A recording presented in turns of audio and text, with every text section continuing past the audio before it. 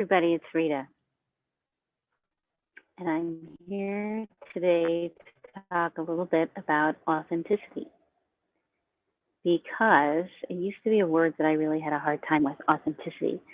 I remember there was a very strong woman that I knew, a couple strong women, and and these women are amazing. They're intuitive and they're psychic and they have gifts, and I would try to have conversations with them about my different points of view and some of the struggles that I had because of the traumas and the different personalities that kind of lived in my head.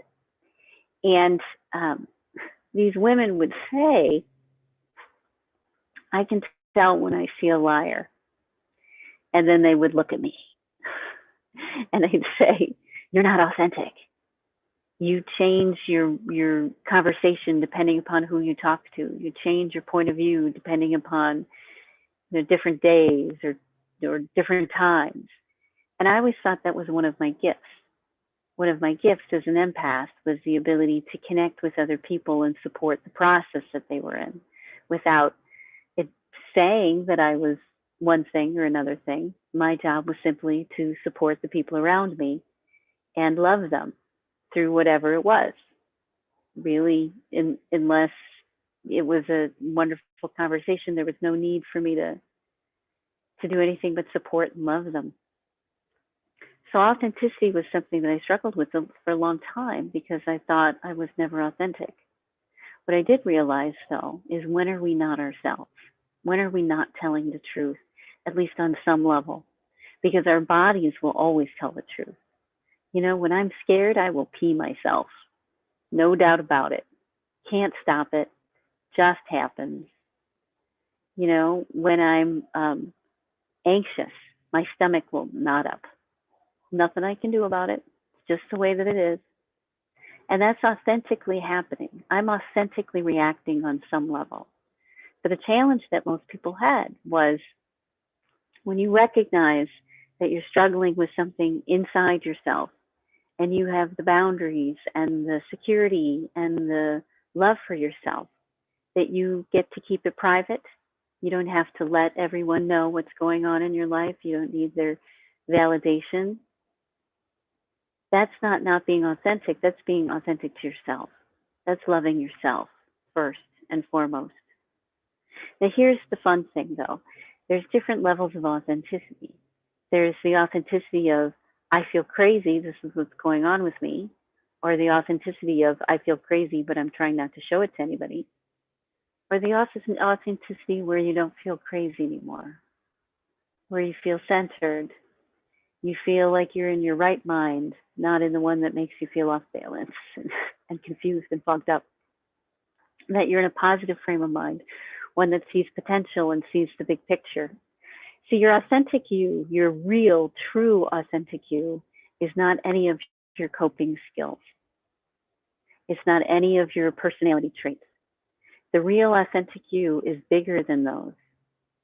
Because when we're coping with stress, when we're thinking negative thoughts about ourselves, when we're anxious or angry or frustrated, when we're doing that, we are only one small part of us.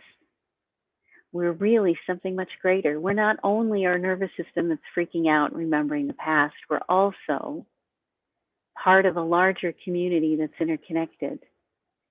And when we allow ourselves to enjoy life and to feel the light and the love and the care and the kindness that's within us, that lives inside of us, when we give ourselves permission to be in that space, that's when we're deeply, truly our authentic selves. Authenticity isn't just saying what you think or sharing your opinion or telling somebody that you're mad. Authenticity is when you see beyond your mad, beyond your fear, beyond your anxiety, and you still hold yourself in a place of love. Maybe you still react. One of my favorite stories is how the leader of Tibet, the Dalai Lama, had teachers when he was growing up that were monks. And some of the teachers were crabby. Some of them were cranky. Some of them weren't in a good mood. And when you're able to be authentically how you feel and be okay with yourself and have love for that part of you that says, I don't feel good right now, or I'm not doing well. Authenticity is when you hold yourself, all parts and pieces, even the ones that seem lost, in a place of love and kindness and care and support. That's authenticity. You are authentically being yourself every time you love yourself, every time you recognize that you're doing the best that you can. That's authenticity. And that's really all you need in this life. Because on a physical level, when you feel feelings of compassion and kindness and love towards chocolate or towards a bird or towards yourself or towards someone you love, when you do that, you're physically healing your body. It puts you in that state of nourishment so that you grow like a garden and you're literally a miracle. That's your authentic self, not the small self, not the self that's angry or frightened or feels sick or anxious.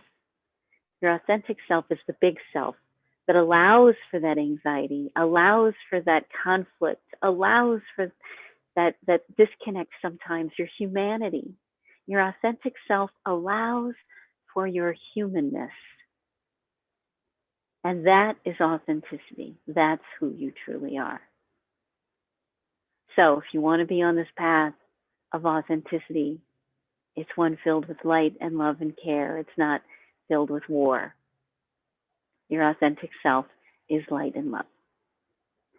So I'm doing a 7-week one-on-one. I'm offering 7-week one-on-one coaching program to find your soulmate or to fix the relationship that you're in or to find the match that you need and avoid narcissists.